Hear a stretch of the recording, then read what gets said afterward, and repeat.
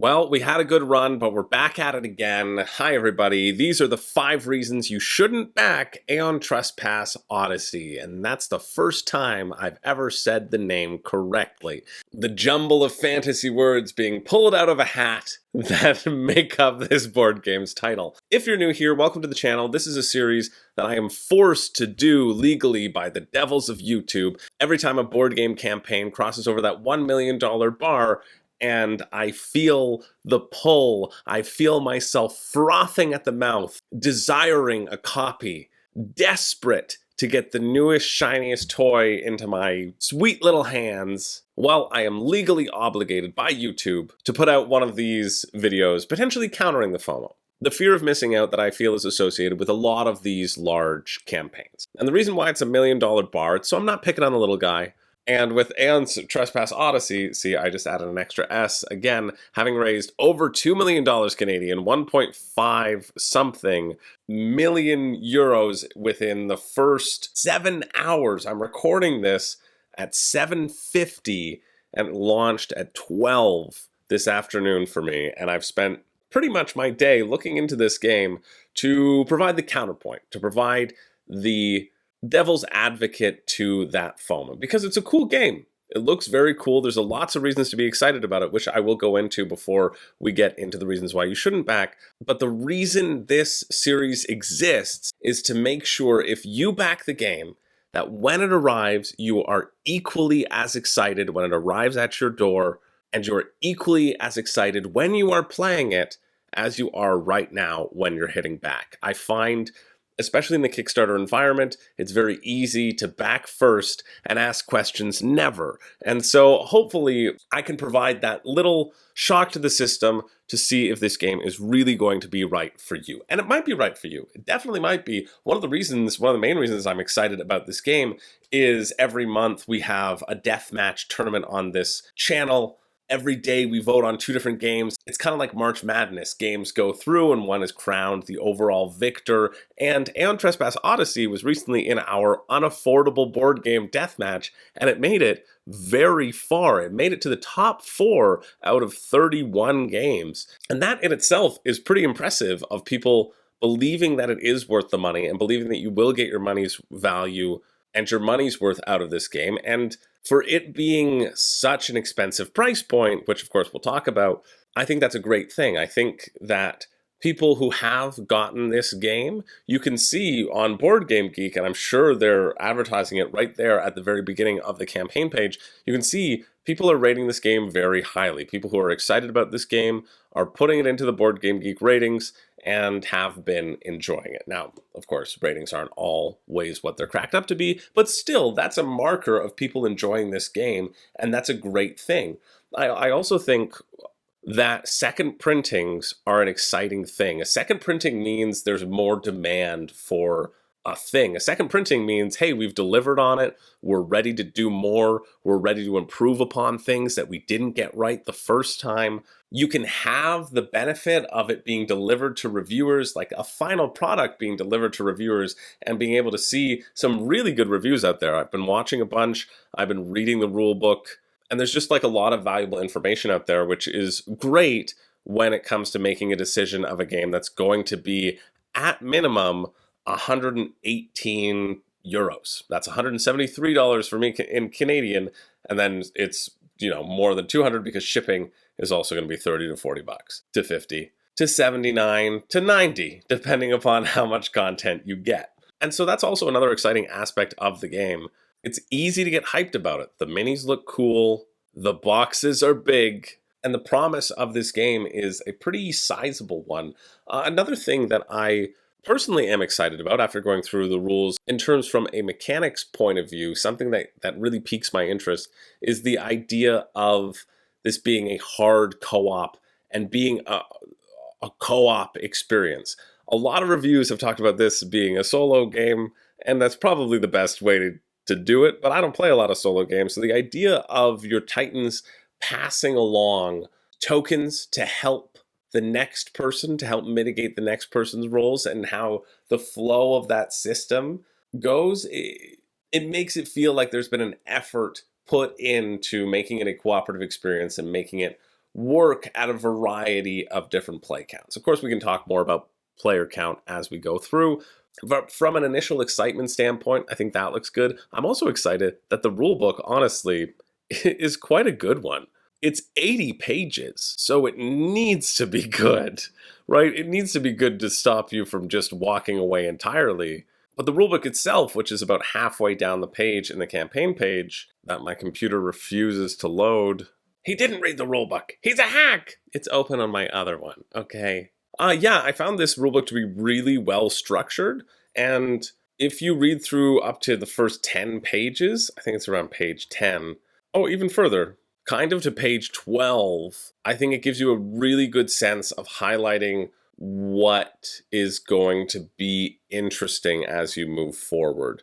Before it gets into the specifics of all the different phases as well. There's 3 phases in the game. I guess I could give you a breakdown of that. There's the voyage phase, the adventure phase, and the battle phase. The voyage phase is when you're going to be moving your little Argonaut ship on these cards as they're flipping up, and it's basically used to gather resources. You can use those resources for crafting.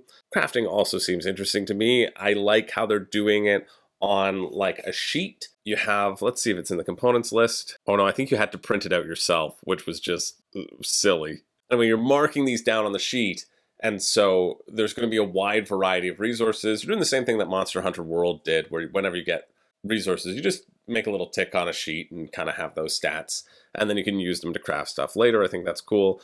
You go through that voyage phase until you kind of hit an adventure point. And what's really neat about the adventure phase is you're going to have these big storybooks of adventures. That's in the components breakdown. These right here, 3 storybooks. See, the visuals in a rulebook are so much better as I go to a white page that hasn't loaded yet. But I like that in these storybook adventures, you're going to potentially need to roll some dice, which will send you off on a different path. And then you unlock kind of a little mini region, a little mini world that you have to navigate through, kind of a chapter, and then it'll teleport you back to the main area. But you got to get through that chunk of place first before you can kind of visit other things. I think that way of structuring and organizing feels very deliberate and distinct, which gets me interested and excited to play and explore and see what those different worlds have to offer. So I think that element seems pretty cool. And then finally, you're going to encounter a evil minion monster. You're going to have to suit up into your Pacific Rim Titans and get ready to punch them with your big Titan fists, the monster that's made entirely of fists, which is a term I can, thankfully, this is only one of the few times that I can actually say, wasn't my nickname in high school. The monster of fists. Hecaton. Hecaton Rex, I think. No, that's a different game. Plus, even the way you use this little Triskelion seems fun. Interesting to me. You get to crank up the danger, crank up the fate if you need to reroll, but whenever you get to a certain max number, then you draw a card and something happens. And so you're trying to balance how much do I push the fate or what's going to happen to me. And the last thing about the combat system that actually feels interesting to me is this promise of the inverted combat paradigm, TM. It's been trademarked. No other game can use this inverted combat paradigm. Thank goodness. That's all them. And it basically just means that the monster doesn't get easier when you punch it. It actually gets harder and angrier, like a video game where they move into their next set of moves that are even more, I don't know how I'm doing this. Are you facing Carlton?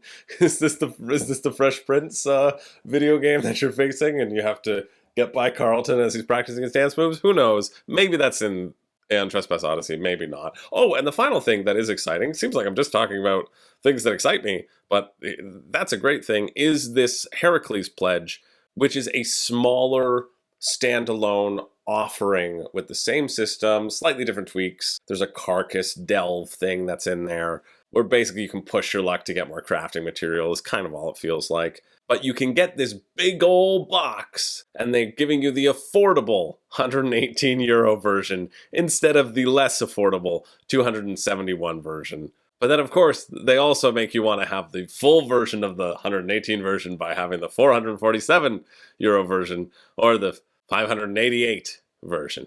Oh, and they added in a separate 447 version because it's limited, but you have to pledge now before it's revealed, and then it's going to be more expensive. So there's another run of this limited price tier, which I don't understand when they just jack up the price. It's going to cost what it's going to cost, whether you know what's in it or not, and it's all made up anyway, because your card's not going to get charged until the end of the campaign. Anyway, that seems like it's more of a negative, so we'll transition right now into the 5 reasons you shouldn't back, because there are legitimate reasons, and honestly, I had trouble narrowing it down to just 5. As much as there is that's exciting and interesting because it's a very large game, there's also a bunch of stuff that I think you should seriously take pause about, especially before dropping this extreme amount of money on this pledge, because it's an incredible amount of money, and if you're spending a whole bunch of money, you should get something that you love. If I'm going to buy the base game, which not the smaller base game, but the original base game, it'll cost me like $450 in Canadian dollars, and that's mind-blowing to me, somebody who's very poor. I just live off of your clicks and subscribes and likes. If you appreciate this balanced view, hit the subscribe button. Helps the channel a lot. I've spent my whole evening looking into this to try to provide both positives and negatives, and I would appreciate it greatly. And if you don't, well, you're a bad person. You're just a bad person. So it's one or the other.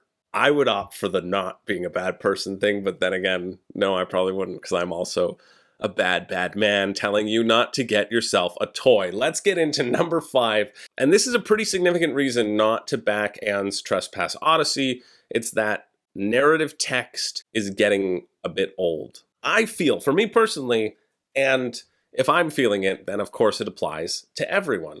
You really have to be okay with the amount of narrative text in this game, because the adventure portion, that story portion, represents 50% of what you're going to be doing in the game. 45% of what you're going to be doing in the game. Battling is also 45%, and then let's say the journey phase is like 10%. That feels like a generous breakdown between those two. But because of that, you need to be okay with either two things and want this in your game night. Either you want to be active, you want to really be presentational, you want to get your oratory voice on, you want to get those story chunks and read them to your group, providing you're playing in a group, or you need to enjoy being passive and listening to the story and experiencing the story and letting whoever bought this game do all the hard work of reading it, and you can just be along for the ride. I'm finding with a lot of games that where I once was interested in those large chunks of narrative text, I'm no longer anymore, and I don't even care how good the story is. I think the story being a good, gripping story is important, and it is something that gets put forward quite considerably. It says, oh, but this story's amazing. Oh, sworn, oh, the story's incredible. Artie loves a good story. The story that Artie wants me to tell is for someone to get him his damn dinner. But yeah, this idea of, oh, the story's incredible. You gotta tune in for this story is, I think, a legitimate one, and also not necessarily if you're not a narrative text person. If you're not a narrative choice, the passages, choosing one thing or the other, reading through these chunks of text, if you're not willing to commit 50% of your game session not actually playing, but being passively led along for the ride, then I don't believe this is the game for you. I believe that you should give in to the campaign game fatigue that you're feeling, and you shouldn't get yourself another campaign game. This is also one of the reasons why this could lean better towards a solo play, because you don't have to worry about that. You can just read the story at your own pace, but still, you are going to be reading through that story, and I feel like you'll need to want that more of a passive experience than an active experience, because at least a decent portion of your game will be presented with this passive experience, or this fun of investigating and living in the world. Let's move on to number 4. Reason number 4 is if you dislike upkeep. Now, kind of similarly, in that passive being led along in the direction of the world, there's going to be so much bookkeeping in this game. I've seen some playthroughs, I've seen the reviews, I've read the rule book, and I'm like, oh, okay, you got to keep track of that, and got to keep track of that, and got to keep track of that. You're going to be getting multiple abilities and multiple things that you can craft. There's an entire tech tree that you need to investigate. Actually, a key comment from one of my patrons who loves this game, who was commenting in our Discord, was saying, having played half of Cycle 1, I must say the binder expansion is a great idea. The management of research and all that gets a bit much without a system. The amount, and this is from somebody who loves the game saying, listen, it's a bit much. There's a lot to keep track of. And that's just the leveling up of your abilities and unlocking new titans, or sorry, breeding new titans. These things are going to take a lot of time. And then in addition, when you're in the battle phase, you have these AI decks and these body part decks. And so you flip up a thing of the AI deck, and that tells you how the monster is going to react. And then you have the body part deck, which tells you how much damage you need to do. And so you kind of need to do 2 checks in order to deal some wounds to the monster, and then the monster gets angrier. And so in order to replicate that with the system that does seem exciting, that whatever it's called now, the inversely proportionate combat puncher, I'm pretty sure that's the acronym, IPCP.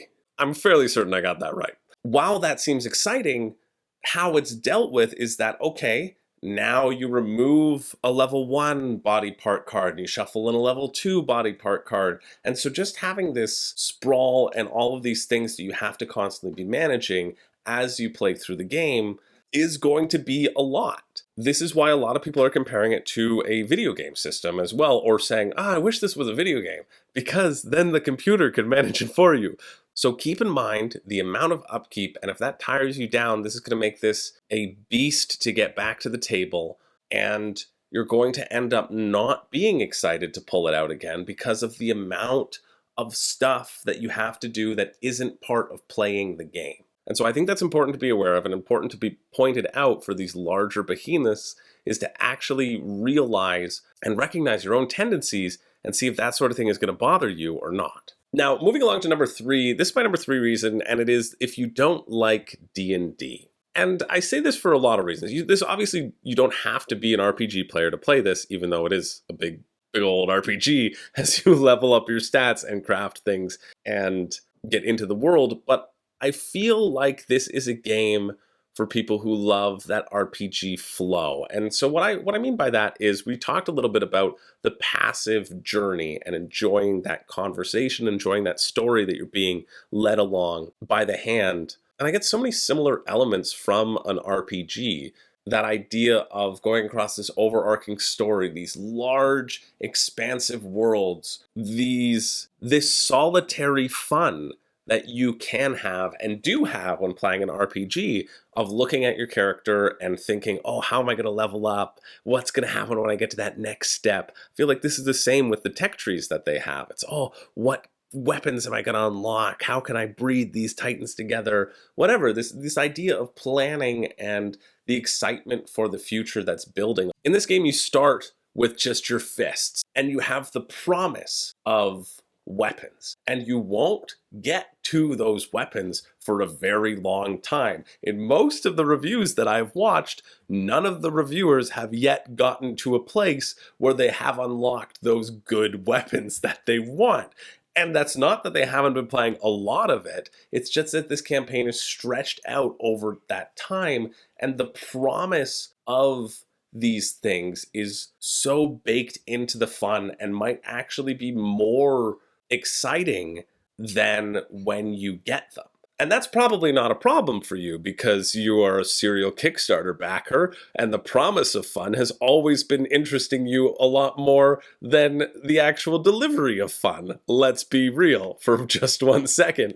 That's why I attribute it to this RPG style of imagining and solitary fun, and thinking about what you want to do and how you get there, and how the journey is going to be more important here in this game than the destination, or so it seems. Also, the comparisons to D&D is that you're rolling a bunch of dice with little to no luck mitigation. I think the Kratos tokens are there for that luck mitigation, but it's probably not going to have a huge impact, let's be real. Like, the promise of this Kratos system, I think, is larger than the actual delivery of this Kratos system. And that's fine, as long as you kind of recognize that. You're going to be rolling lots of dice. If you like the dice and say, did I get it? Did I not? Dice checks galore. That's what's going to happen in this game. So I think the RPG comparisons are pretty apt. And if you haven't been willing in the past to commit to a D&D campaign, what's going to make you commit to this one would be my question. Now, reason number 2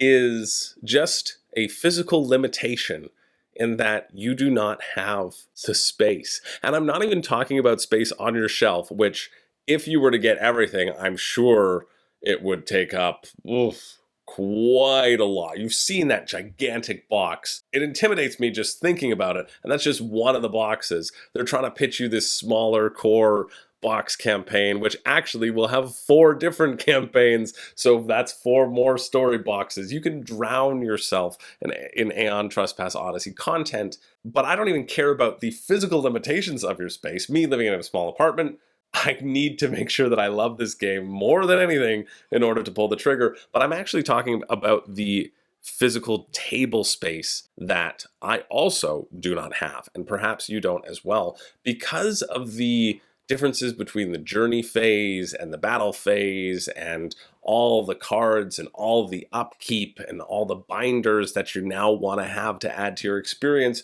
This is a game that can sprawl easily on 2 tables. Thinking about the actual physical limitations of this game and getting it out to the table makes me freaking tired. It does. It might invigorate you, and if so, that's great. But I think you need to think about an insert can only be so good, you know? And in the box, at least for the main game, there's 3 different cycles, and so those are all divvied up with a bunch of different cards, and you're searching for cards here, and you're putting out the decks here, and then you're going to the adventure phase, and then you've got the hidden envelopes, the secret envelopes that you get to open stuff up in, and then those cards need to get categorized, and then every space on the map that you explore, you need to pull out the additional card.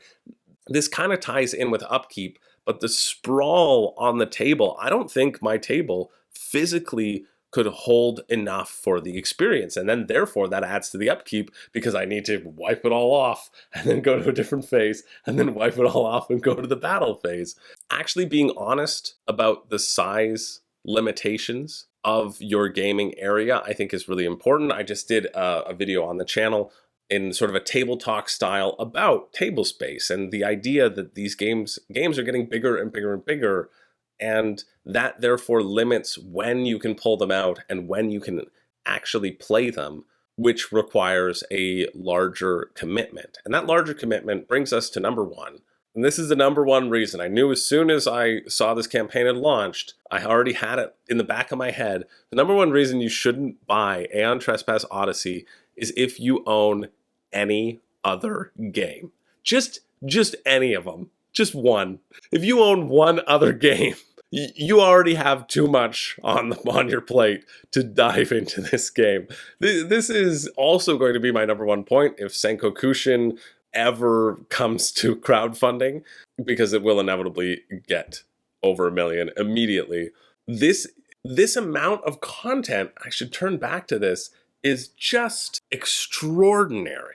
It really is. Like, I do say this a bit tongue-in-cheek, but not really. If you own any other game, when are you going to get this consistently to the table? Do you own any other game whose box is larger than Ticket to Ride? Maybe that's a little bit more apt. Then no, you're never going to play it. And also, you're not going to play Ticket to Ride because you're going to be too busy playing this lifestyle game. If you were to get everything Aeon Trespass Odyssey, even at the mortal pledge, which isn't everything, by the way, because you still have the other 3 chunks of the 12 Sins of Heracles, the new standalone thing, they're projecting this at 3 huge boxes weighing more than 70 pounds. That's as much as I weigh. Yes, I'm just so slim and slight. And more than 700 hours of gameplay. If you add in the other Sins of Heracles, you're looking at over 1,000 to 1,100 hours of gameplay. And if you play this board game 1 hour a day, and that's an incredible commitment, but if you play this 1 hour a day with all this content, in 2 years, you might have finished this mortal pledge. In 3 years, you might get to all of the content. 3 years of playing consistently 1 hour a day. And if you like any other game, if you want to play any other game, well, you have to fit that time in around your Aeon Trespass Odyssey time. You just do. For me, I have a whole shelf of games that I like to play and already don't play because I have to review things. The amount of time investment that this game requires might be something incredibly thrilling, but if it is incredibly thrilling to you, let me ask you, were you this incredibly thrilled the last time you purchased a 200+ hour campaign? And how much of that have you gotten through? People talk about this as retirement games. Well, no, it's not good for a retirement game because by then, well, at least for me, my brain will be so old and feeble that I won't be able to remember any of the rules and I have to constantly be checking in the rule book, the 83-page rule book. It's 83 pages on the PDF, let's be clear, on various closet cases of things that I would miss. It's just excessive. And hey, that level of excess might be fantastic for you, but if you own literally any other game, you might as well throw it in the garbage or sell it. Sell it to fund this, because this is what you are committing to, and this is what you are going to be playing for the next 3 years if you are able to play 1 hour a day, which I don't know who has time for that. I certainly don't. I wish I did. If you can't, if you're perhaps playing this with a group, let's say, well, when does your group meet up? Once a week? Once every 2 weeks? Let's say once every 2 weeks conservatively on a nice group game that you're getting together, and you're going to get together for a 3-hour session. 3-hour session every week? That's pretty good. A 3-hour session 2 times a week? Feels like you have a lot of time on your hands, and you should be writing me more nice comments like Richard, who says that my videos are shockingly bad.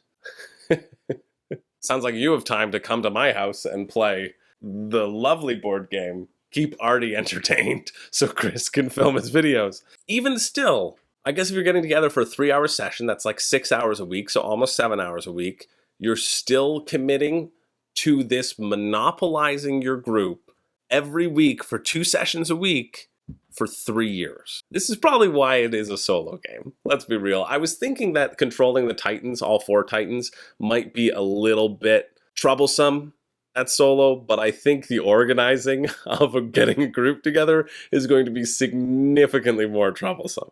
And in this case, then you don't even need to worry about those, Kratos tokens, because you're just giving yourself a hand, which sometimes is a nice thing to do. So those are the 5 reasons you shouldn't back, comboed with, actually, looking at my notes, a special reason number 0. And this actually is a huge one, and I don't usually go over the 5, but I need to say it. Reason number 0 is that you haven't played it. There are so many opportunities. They have a Tabletop Simulator mod, which, if you're going to buy this game, you might as well buy Tabletop Simulator and try it out. There is no reason to make this commitment right now without having played it. If you know the amount of time that it's going to take, if you know that it's going to be your game for the next 2 years or 3 years or potentially more, if you're not playing it like it is a part-time job, there's no reason why you can't go on this campaign page, scroll back down to the halfway point, keep scrolling. These are all the stuff you're getting. You want to know why it's going to take you a long time? Just keep scrolling.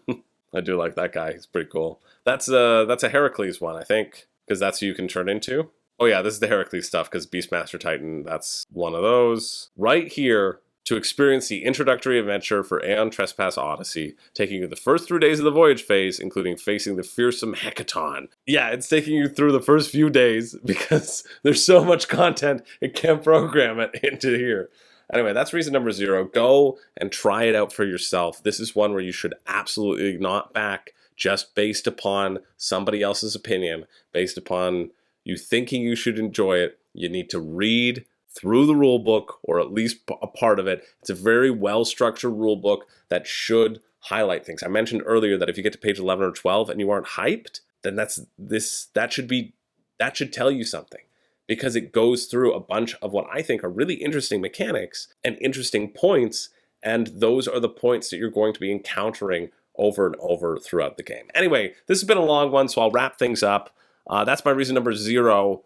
Thank you so much for watching. Let me know in the comments below if you've played Aeon Trespass Odyssey, if you've been having fun with the first one, if you're backing, if you're not, and the reasons. I always find these videos are very helpful in terms of providing a lot of constructive comments to help people make their decisions, right? I like the community and the discussion that ends up on these videos quite generally, especially the ones of the people who haven't stuck to this point. Yeah, because if you don't have the attention span to listen to a 30-minute video, you're really going to have the attention span to commit to 700 hours of just thick content. But yeah, I think it's helpful for everybody else. And who knows, maybe you can convince me to back it. I think I'm okay on this one. For me personally, I have way too many campaign games. I kind of have a moratorium against getting any more campaign games. So it would take a lot for me personally to break that. But hey, I don't know.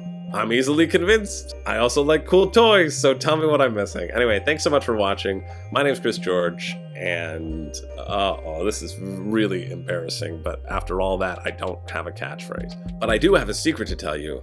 I have never worn pants for any of these videos. You don't believe me? Well,